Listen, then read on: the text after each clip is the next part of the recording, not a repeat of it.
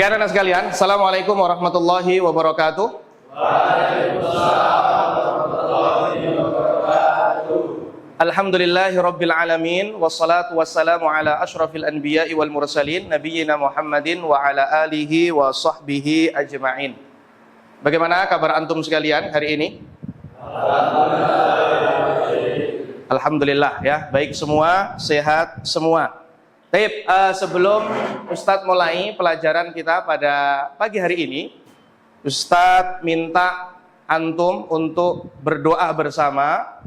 Ya, tujuannya agar kita minta kemudahan kepada Allah Subhanahu wa taala agar kegiatan KBM kita pada pagi hari ini diberi kemudahan, diberi kelancaran. Silakan ketua kelas untuk memimpin doa. Silakan. Sebelum pelajaran dimulai, mari kita baca doa secara bersama-sama. Allahumma inna nas'aluka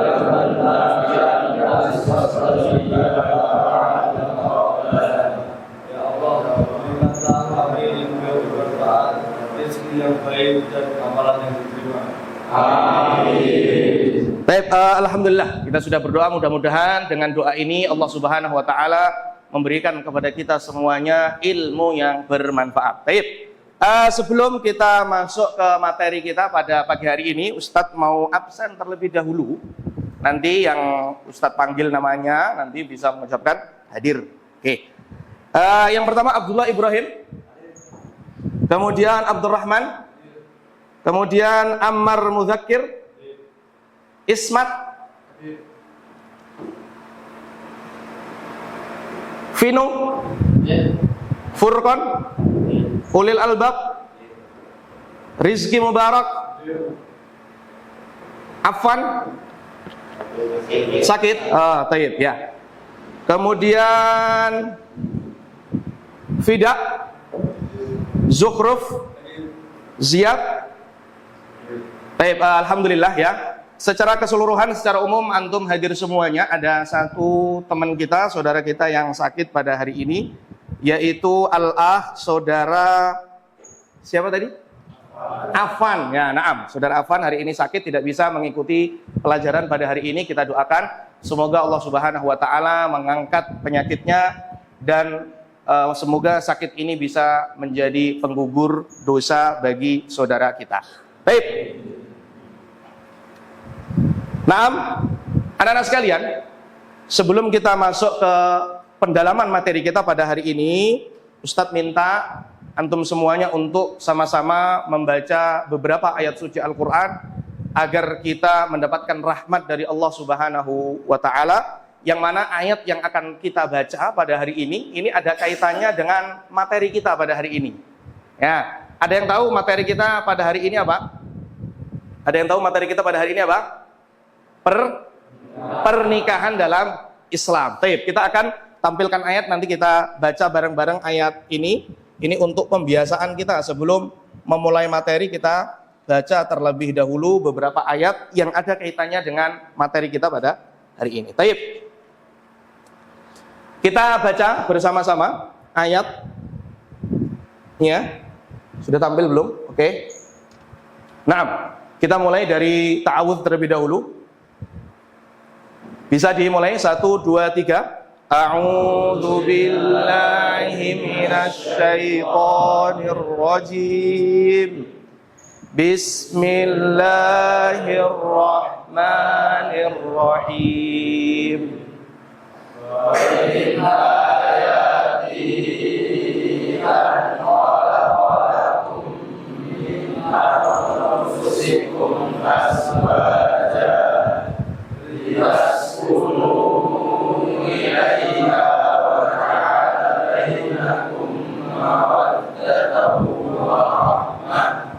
inna fi dzalika laayatin liqaumin yatafakkarun. Baik, Masya Allah, barakallahu fikum wa jazakumullahu khairan. Nah, sekarang Ustaz minta ada satu anak yang membaca terjemahnya, silakan. Siapa? Nah, silakan dibaca. Antara kesehatan dan usahanya ialah bahwa dia menciptakan pasangan-pasangan untuk dari jenis darimu sendiri. agar kamu merasa tentram kepadanya, dia menjadikan di antara merasa cinta dan kasih sayang. Sesungguhnya pada yang demikian itu benar-benar terdapat tanda-tanda kebesaran Allah bagi kaum yang berpikir. Baik, Masya Allah.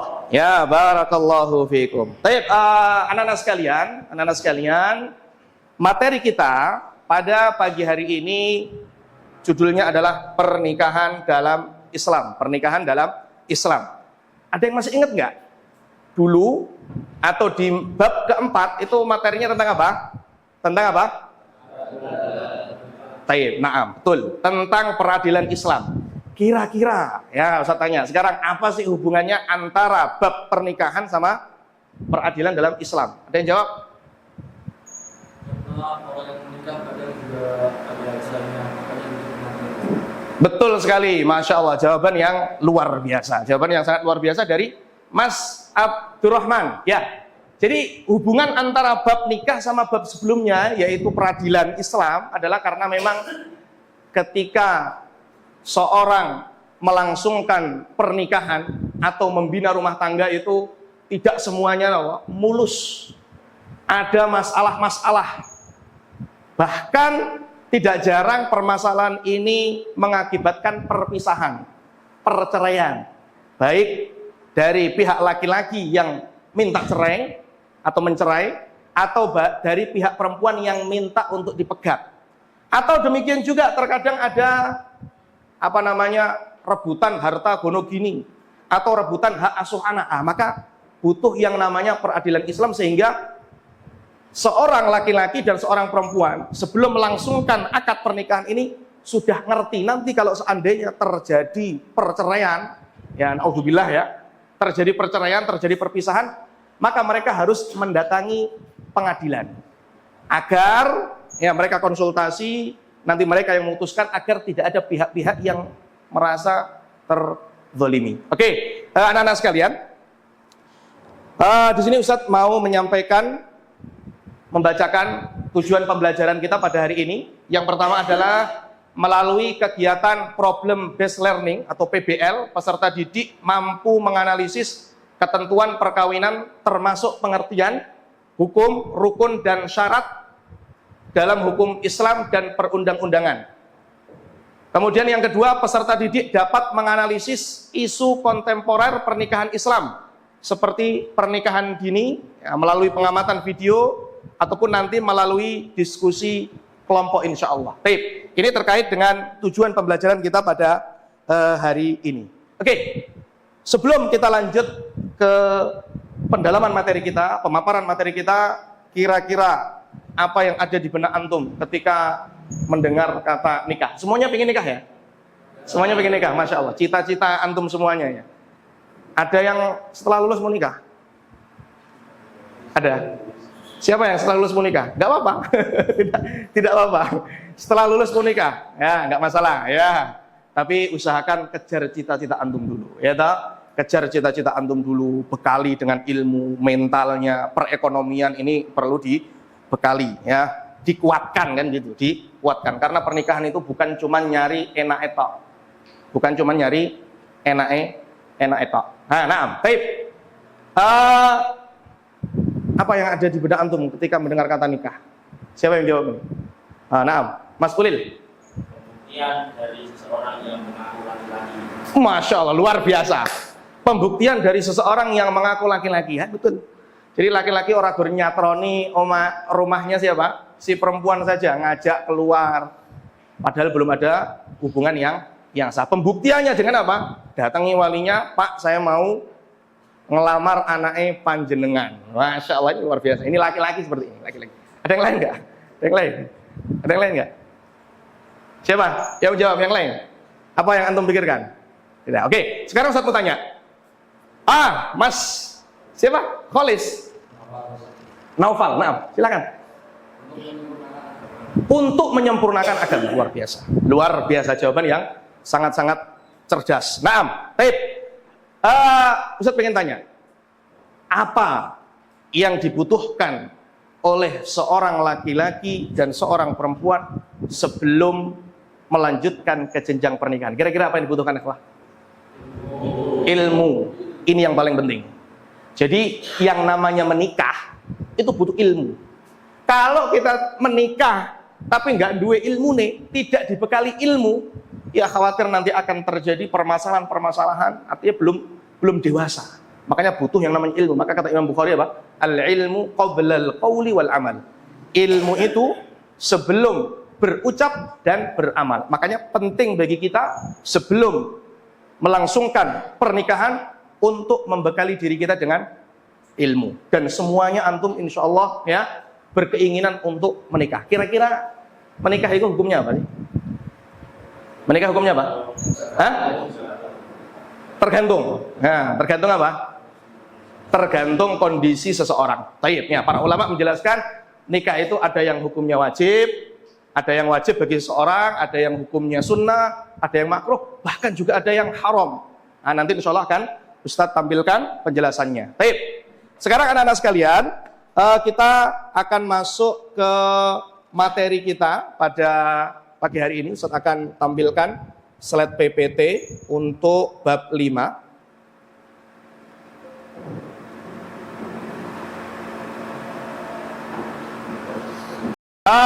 Perhatikan anak sekalian, di sini Ustadz akan tampilkan slide pernikahan materi kita pada hari ini, yaitu pernikahan dalam Islam.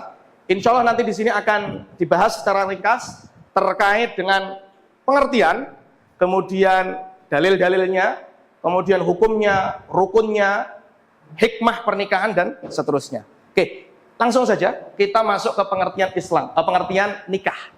Nikah itu secara bahasa para ulama menjelaskan adalah al-jam'u, ad-dhammu wal jam'u, yang artinya adalah menghimpun atau mengumpulkan. Karena memang pernikahan itu mengumpulkan antara dua orang yang sebelumnya terpisah, mengumpulkan dua hati menjadi satu. Itulah ini secara filosofi pengertian nikah secara bahasa. Adapun secara istilah apa? Secara istilah nikah ini adalah akad yang menghalalkan pergaulan antara laki-laki dan perempuan yang bukan mahram, guna mewujudkan kebahagiaan rumah tangga dan memenuhi syariat Allah Subhanahu wa ta'ala. Jadi kalau sebelum akad, ya, laki-laki dan perempuan melangsungkan hubungan, ya, pacaran, gonceng-goncengan. Nah, ini boleh nggak? Nggak boleh, belum halal. Kapan halal?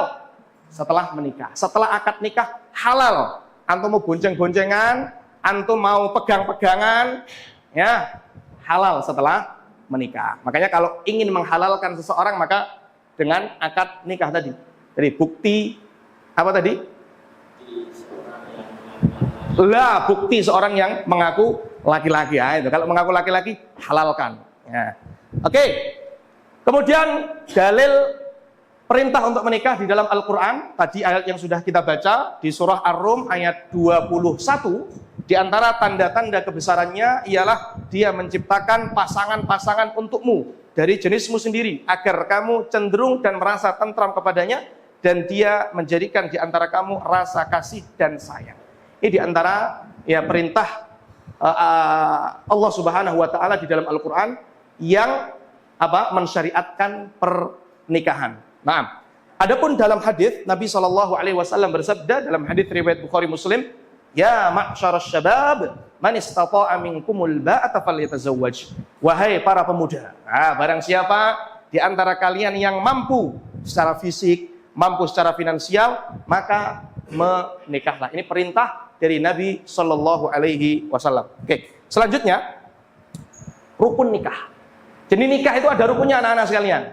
Yang mana kalau rukun ini tidak terpenuhi, maka pernikahan tidak sah.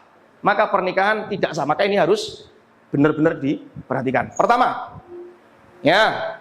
dan yang kedua, ada mempelai laki-laki dan perempuan. Nah, pasangan laki-laki perempuan, ada mempelai laki-laki dan perempuan. Sehingga nggak sah kalau misalnya antum nikah sama apa? Ya, biasanya itu dulu ada nikah sama ular kan gitu kan. Nikah sama ular. Pernah lihat antum ya? Ada seorang menikah dengan ular, ada seorang nikah dengan boneka juga ada. Makanya ya, mempelai laki-laki sama mempelai perempuan. Jadi kalau mempelai perempuannya diganti boneka, diganti ular misalnya, ini ada. Nah, ini nggak sah ini. Kemudian yang ketiga adalah wali. Ya, wali nikah. Ya, adalah ayah kandung atau pengganti dari ayah kandung. Kalau seandainya ayah kandung sudah tidak ada. Kemudian adalah 2 orang saksi. 2 orang apa? Saksi. Harus ada 2 orang saksi. Yaitu laki-laki, adil, dan dewasa. Ini syarat saksinya. Kemudian ada ijab dan qabul, yaitu serah terima.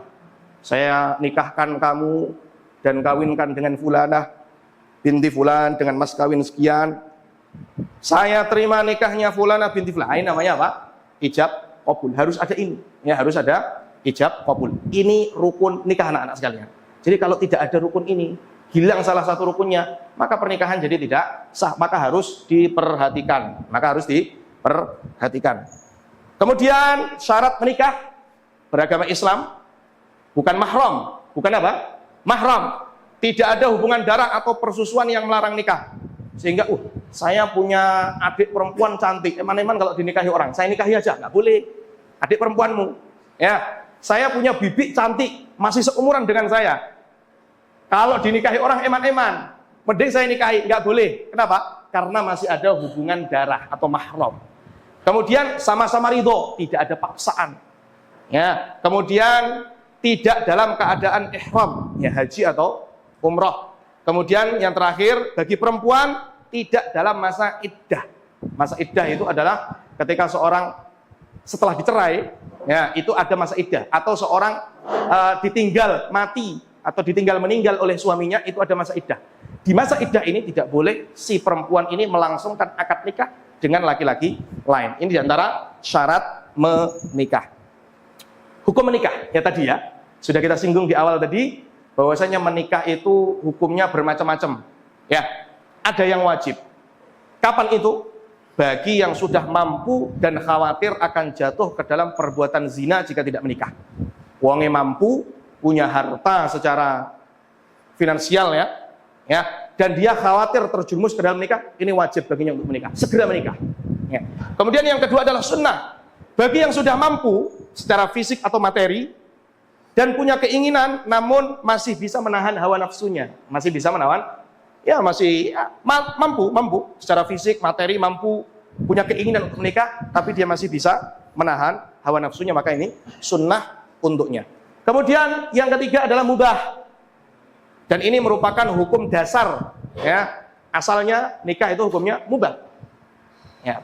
Ini bagi orang yang tidak ada dorongan mendesak maupun hambatan. Ini hukumnya apa? Mubah. Kemudian makruh. Ini bagi yang belum mampu memberi nafkah namun ingin menikah. Ya sembrono. Belum mampu memberi nafkah, ya. Tapi dia apa? Ingin segera menikah. Ya dikhawatirkan kenapa? Dikhawatirkan nanti istrinya terlantar. Ya dikhawatirkan anaknya apa? Terlantar karena memang tidak mampu memberi nafkah. Kemudian yang terakhir adalah haram. Jika tujuan dari pernikahannya itu untuk menyakiti, untuk balas dendam, atau untuk menelantarkan pasangan. Jadi saya nikahi si dia. Tujuannya apa? Untuk balas dendam misalnya.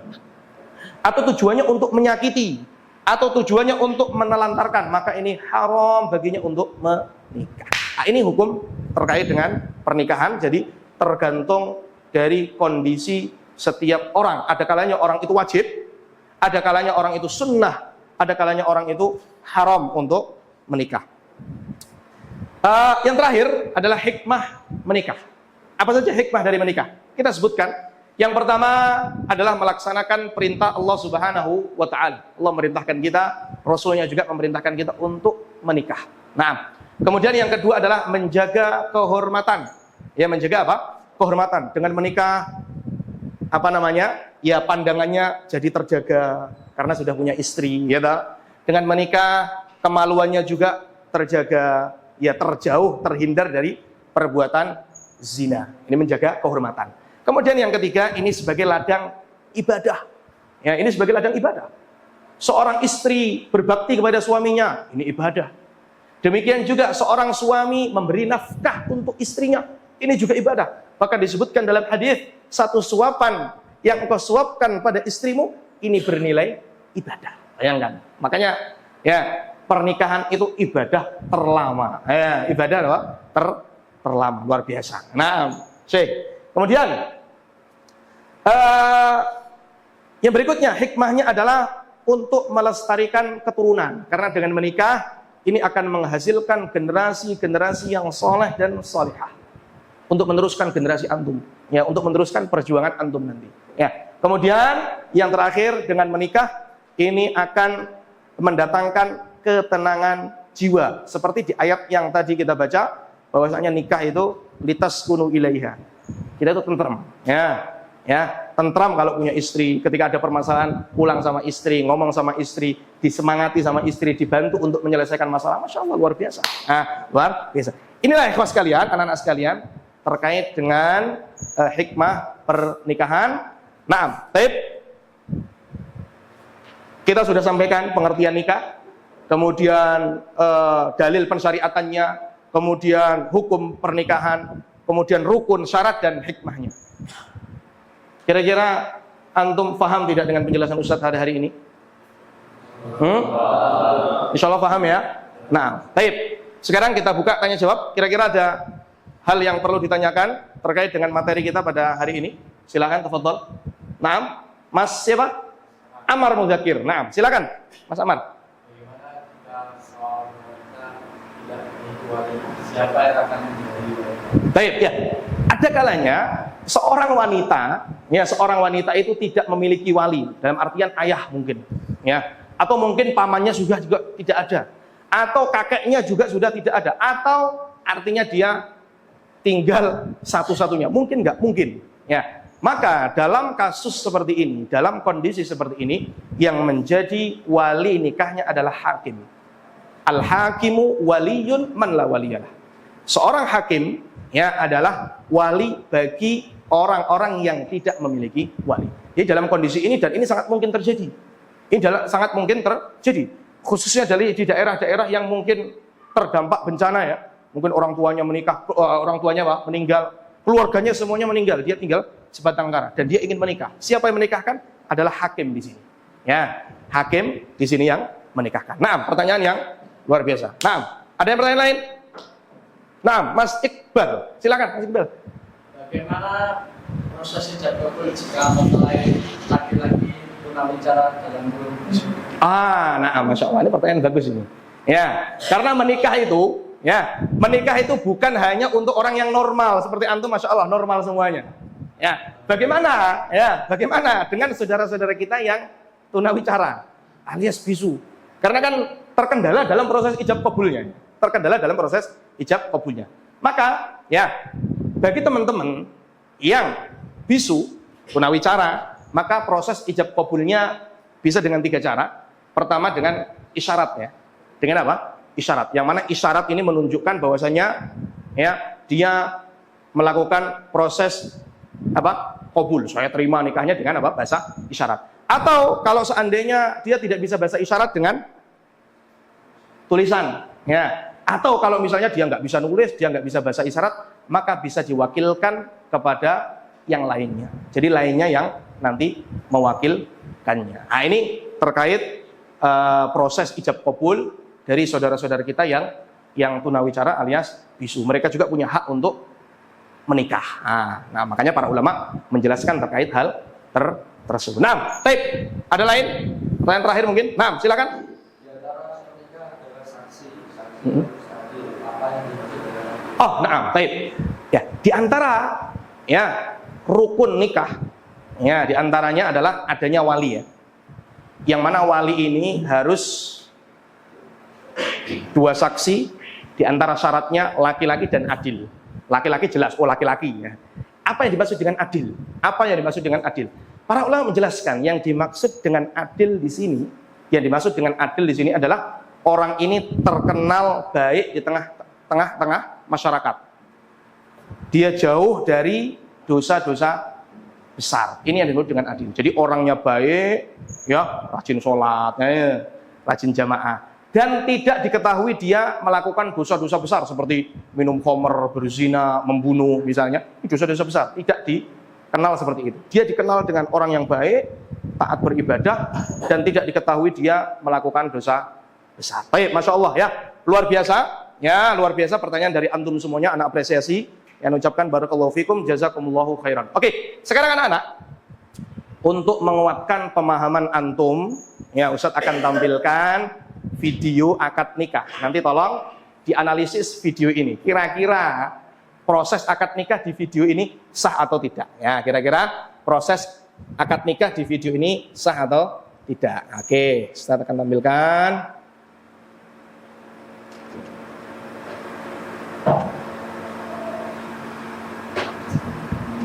سيدنا ومولانا محمد وعلى آله وأصحابه أجمعين أما بعد أوصيكم وإياي بتقوى الله أزوجك على ما أمر الله به من إمساك بمعروف أو تسريح بإحسان. Wahai saudara Oki Ramadhani bin Bapak Pairin, saya nikahkan dan saya kawinkan kepada Anda Ririn Novitasari binti Bapak Sukri. Wali ayahnya sudah wakil kepada saya dengan mas kawin uang Rp1.903.000 dibayar kontan. Saya terima nikah dan kawinnya Ririn Novitasari binti Bapak Sukri dengan mas kawin uang Rp1.903.000 dibayar tunai. Oke, ya. Gimana kira-kira proses akad nikah di video yang sudah antum perhatikan ini, yang sudah antum lihat? Kira-kira sah nggak? Hah? Sah? Yakin? Yakin? Oke. Kenapa sah? Kenapa sah? Sahih, betul. Karena terpenuhi ya rukun-rukunnya. Ya kalau kita perhatikan tadi rukun-rukunnya ada semua. Apa rukun-rukunnya tadi? Siapa? Ada mempelai laki-laki ini. Ini mempelai laki-laki. Mempelai perempuannya tadi ada ya. Mempelai perempuannya juga ada. Apalagi? Sahih, terjadi proses ijab kabul tadi. Si mas ini tadi yang ya, saya terima nikahnya fulanah tadi. Oke. Siapa lagi? Ada apa lagi? Ada wali, ya, ada wali dari si wanita tadi yang menikahkan tadi. Oke. Apalagi terakhir? Kurang satu ini. Kurang satu apa? Ada 2 saksi, betul ya. Tadi kita perhatikan saksi yang sebelah sini tadi ya. Nah, sini tadi ada 2 orang saksi, masya Allah ya. Artinya alhamdulillah antum sudah paham terkait dengan materi ini, insya Allah ini berdasarkan dari analisis video yang antum lihat. Sekarang untuk mendalami pemahaman antum, maka di sini kita akan berdiskusi terkait dengan kasus pernikahan di bawah umur, pernikahan dini. Yang mana memang kasus pernikahan di bawah umur ini sedang marak ya. Di negeri kita ini banyak ini. Ya, anak SMP, ya, anak SMP sudah menikah, bahkan baru lulus SD sudah menikah. Kira-kira ya, apa pandangan antum terkait dengan maraknya kasus pernikahan dini? Yang mana memang pemerintah kita sudah memberikan undang-undang bahwasannya menikah itu ada batasnya, ya, di atas 19 tahun. Kira-kira antum setuju tidak dengan keputusan dari pemerintah ini? Nah, kira-kira antum setuju tidak dari keputusan dari pemerintah ini? Oke, sebelumnya Ustadz akan tampilkan dulu video ya, tampilkan dulu video pernikahan di bawah umur. Ya.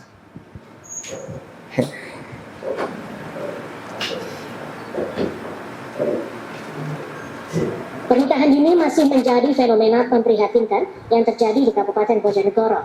Berdasarkan data Pengadilan Agama Bojonegoro, selama tahun 2024 ini saja, sebanyak 191 perkara dispensasi kawin atau diska yang diajukan di Pengadilan Agama Bojonegoro.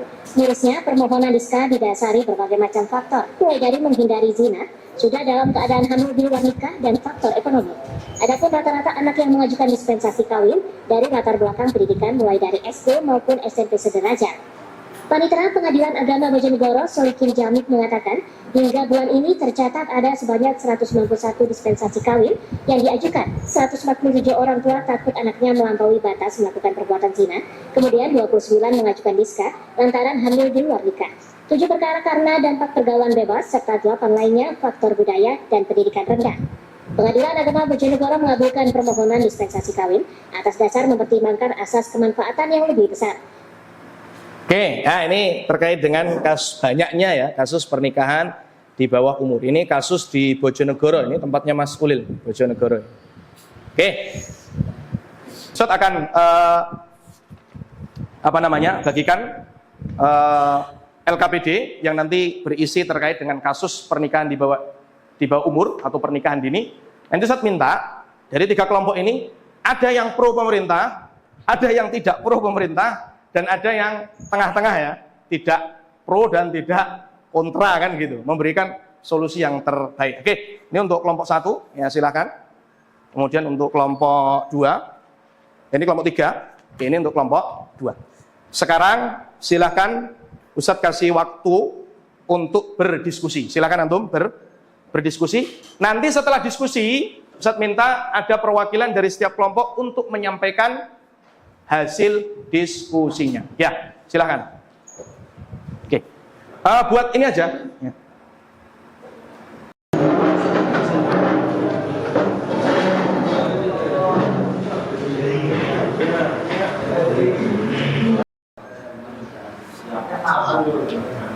Ini kelompok berapa? Ini kelompok 1, Masya Allah. Nanti siapa yang mau presentasi ini? Oh, nah, Masya Allah. Mas Ulil yang presentasi.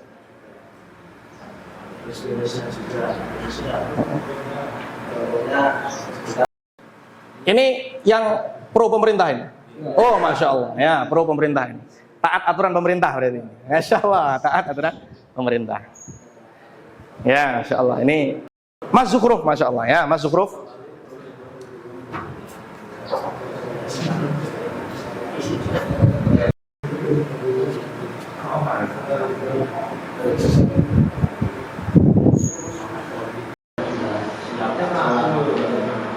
Ini kelompok berapa?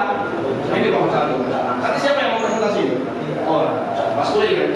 Presentasi hasil diskusi terkait pro kontra pernikahan di bawah umur. Ya, pernikahan di bawah umur.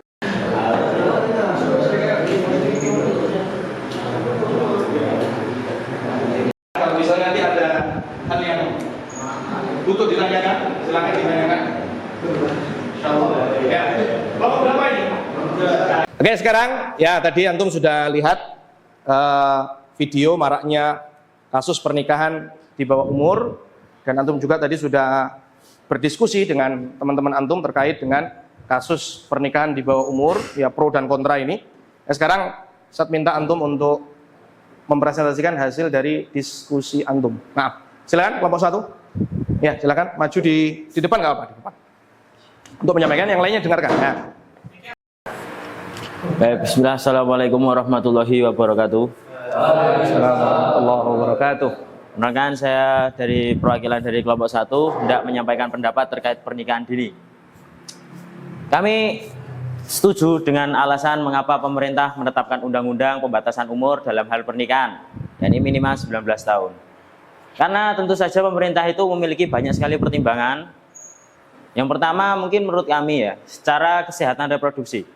Secara biologis, panggul perempuan yang berada di usia di bawah 19 tahun itu belum tumbuh dengan sempurna. Dikhawatirkan nanti akan menyebabkan komplikasi pendarahan atau mungkin ya naudzubillah kematian bagi sang ibu atau bahkan juga bayinya. Kemudian yang berikutnya, ya bayi yang lahir dari ibu yang sangat muda sekali itu rentan stunting atau mungkin bisa dibilang kurang gizi. Karena kurangnya pemahaman sang ibu, pemahaman terkait kecukupan gizi ya, kurangnya pemahaman dari sang ibu dan juga kesiapan fisik, itu nanti bisa berdampak kepada sang bayi. Jadi hendaknya hal ini patut untuk diantisipasi dengan peraturan yang telah ditetapkan oleh pemerintah. Kemudian yang berikutnya bahwasanya remaja itu masih dalam tahap pencarian jati diri atau mungkin bisa disimpulkan belum matang banget.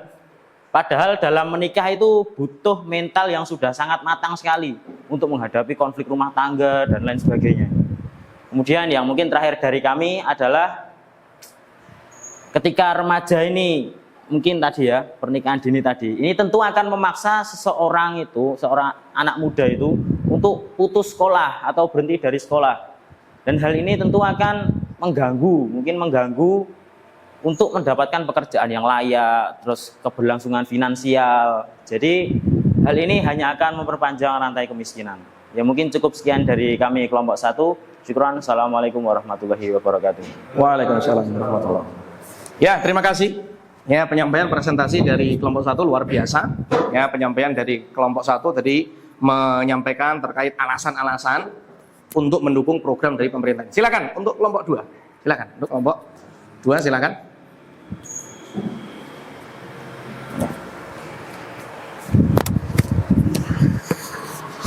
Assalamualaikum warahmatullahi wabarakatuh.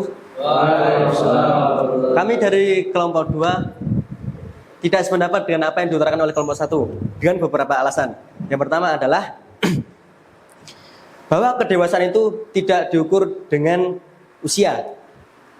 Tidak diukur dengan usia. Banyak sekali umur di bawah 19 tahun, umur 17, 18, mereka sudah siap dengan mental mereka, finansial mereka, bahkan ekonomi mereka bisa di atas rata-rata orang dewasa sekarang. Dan juga di kitab-kitab fikih tidak disebutkan bahwa tolak ukur adalah umur. Disebutkan di dalam kitab fikih tolak ukurnya adalah kebalikan. Tuh. Dan pernikahan adalah salah satu jalan yang sah untuk menyatukan sahabat mereka, dan itu adalah jalan yang paling terbaik. Itu mungkin pendapat dari kami. Sekian. Ya, terima kasih untuk kelompok 2 ya yang menanggapi dari pemaparan kelompok 1. Silakan untuk kelompok 3 bisa maju perwakilan dari kelompok 3.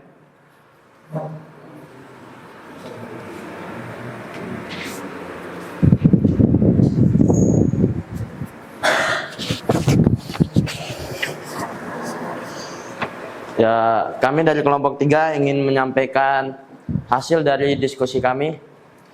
Kami mencoba untuk mencari jalan tengah dari pro dan kontra tentang pernikahan dini ini. Kami mempunyai untuk memberikan beberapa solusi. Kami mempunyai 3 solusi di sini. Yang pertama, daripada hanya melarang berdasarkan umur, lebih baik pemerintah dan masyarakat bisa menerapkan sistem asesmen kesiapan. Yang pertama, jika di bawah 19 tahun, calon mempelai tidak harus dilarang, tetapi wajib melewati serangkaian tes seperti kesehatan fisik, psikologis, serta kemandirian ekonomi. Yang kedua, jika mereka lulus tes tersebut dan dianggap mampu memikul tanggung jawab, pernikahan diizinkan, tapi tentu dengan pengawasan. Jika tidak lulus, maka pernikahan harus ditunda. Lanjut ke yang kedua. Jika pernikahan tetap terjadi, pasangan muda wajib mendapatkan pendampingan berkelanjutan dari pemerintah terkait pengasuhan anak, serta perencanaan keuangan. Dan yang terakhir adalah, meski sudah menikah, kedua mempelai tetap memiliki hak dan akses untuk menyelesaikan pendidikan formal. Cukup sekian dari kelompok kami. Terima kasih.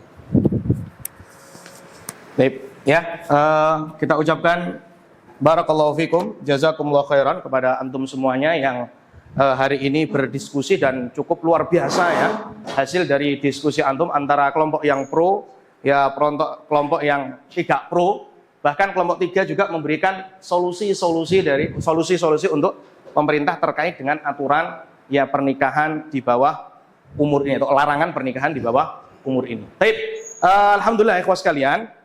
Kesimpulan dari diskusi kita pada hari ini, kesimpulannya adalah memang benar bahwasannya syariat kita ya tidak memberikan aturan atau batasan umur untuk menikah harus di atas 19 misalnya, memang tidak. Akan tapi memang syariat kita menjunjung tinggi yang namanya kemaslahatan. Ya. Ini kasus banyak kita temui di negeri kita, bahwasanya anak-anak yang menikah di bawah umur, mereka belum siap, baik secara finansial perekonomian, baik juga secara mental juga belum siap. Inilah yang mengakibatkan banyaknya kasus perceraian. Disebabkan karena apa? Karena ekonomi. Ya, disebabkan karena mentalnya. Ya, belum siap untuk menghadapi permasalahan-permasalahan yang rumit dalam membangun atau membina rumah tangga. Inilah yang mengakibatkan mereka akhirnya berpisah. Disebabkan karena kesusu menikah. Ya, kesusu apa? Menikah. Oleh karenanya, ya anak-anak sekalian, menunda pernikahan sampai batas waktu. Intinya kesiapan kita, siap secara ekonomi, siap secara mental, ini juga merupakan pilihan yang baik insya Allah, karena memang pernikahan itu bukan hanya cepet-cepetan, ya gasik-gasikan, akan tapi ya untuk mewujudkan sakinah, mawaddah, warahmah dalam rumah tangga. Baik, anak-anak sekalian, ini kira-kira kesimpulan dari diskusi kita pada hari ini, dan kita sudah berada di penghujung KBM kita pada hari ini. Ustadz pengen tanya sama antum terkait dengan kesimpulan pelajaran kita hari ini apa saja. Silakan, kesimpulannya apa? Dari awal sampai akhir kira-kira kesimpulannya. Nah, Mas Ustadz silakan. Tadi saya menyimpulkan tentang itu pernikahan adalah kata suci untuk mengadakan hubungan yang beriman ibadah. Masya Allah, ya luar biasa jawabannya. Kemudian yang kedua, oke, Mas Rizky. Yang kedua adalah salah dan rukun dan wali dan saksi adalah fondasi. Jika satu saja tidak ada, maka pernikahan tidak sah di mata Allah Subhanahu wa Ta'ala. Oke, ada lagi? Oke, nah, Mas Malik. Hukum nikah bersifat fleksibel bergantung secara fisik, mental dan Masya Allah ya. Ini kira-kira anak-anak sekalian ya kesimpulan dari pelajaran kita pada hari ini. Ya kemudian coba Ustaz pengen tanya sama antum, kira-kira hal baru apa yang antum dapatkan dari pelajaran kita pada pagi hari ini? Nah, silakan Mas Evan. Saya baru menyadari bahwa pernikahan dalam Islam bukan sekedar urusan perasaan atau tren sosial, melainkan sebuah ibadah yang sangat sakral. Masya Allah luar biasa ya, Masya Allah luar biasa. Oke, yang lain siapa? Nah Mas Ziyad. Pernikahan itu indah, sangat dan cinta. Dan setelah mempelajari bab ini, saya memahami bahwa ada pun masalah yang harus dipenuhi agar ikatan tersebut sah. Masya Allah luar biasa. Jadi modal nikah itu tidak hanya cinta ya. Modal nikah itu tidak hanya cinta. Makanya kata Umar ibn al-Khattab radhiyallahu taala anhu, fa innahu aqallul buyuti buni 'alal hub. Apa kata Umar? Sesungguhnya sangat jarang sekali rumah tangga atau pernikahan itu dibangun di atas kecintaan. Sing penting pokoknya halal dulu, sing penting nikah dulu, nanti insya Allah lama-lama cinta itu akan datang dengan sendirinya. Jadi antum jangan mikir aku gak cinta sama dia, gak perlu. Yang penting halal dulu, insya Allah cinta itu akan datang dengan sendirinya. Oke, anak-anak sekalian, antum belajar bab tentang pernikahan. Ini Ustadz tidak minta antum untuk segera menikah, ya tidak. Oh pokoknya setelah lulus menikah, enggak. Di sini kita belajar tentang bab pernikahan agar kita punya peta, agar kita punya persiapan, khususnya persiapan ilmu. Ini yang paling penting. Sekarang alhamdulillah kita sudah punya peta konsep tentang pernikahan. Jadi nikah itu enggak asal nikah saja, ya. Makanya kata Imam Bukhari sekali lagi bahwasanya al-ilmu qabla al-qawli wal amal. Ilmu itu sebelum berucap dan berbuat. Barakallahu fikum, jazakumullahu khairan. Kita tutup pelajaran kita pada pagi hari ini dengan doa kafaratul majelis. Subhanakallahumma wa bihamdika asyhadu an la ilaha illa anta astaghfiruka wa atubu ilaik. Assalamualaikum warahmatullahi wabarakatuh. Waalaikumsalam warahmatullahi wabarakatuh.